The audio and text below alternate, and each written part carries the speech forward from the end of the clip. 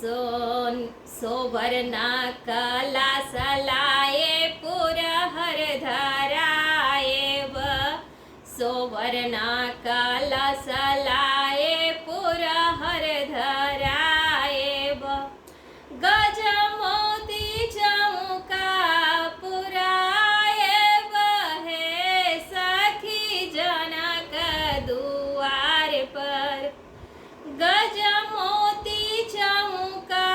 पुराए बहे सखी जनक दुआर पर मानी गदियरा जलाए बहे सखी जनक दुआर पर गज मोती चौका पुराए बहे सखी जनक दुआर पर गाड़ल धनुषा स्वयंवर है सखी जनक दुआर पर ताही चौके बैठलन दशरथ जी के ललना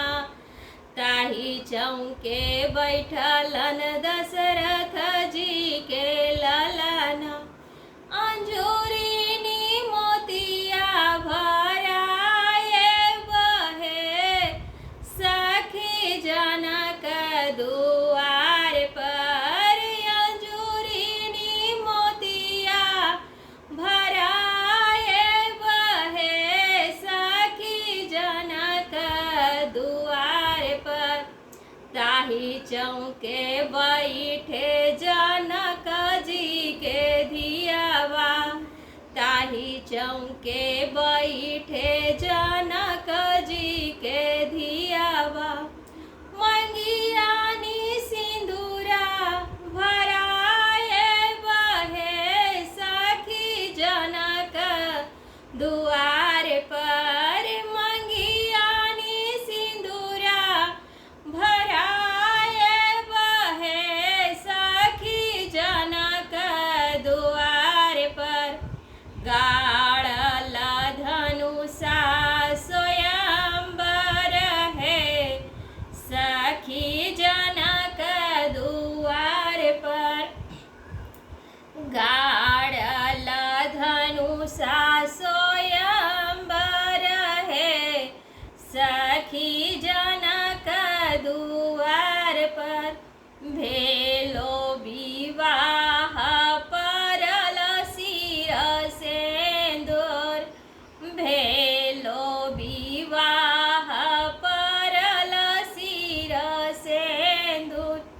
रामे सीता को हवर जा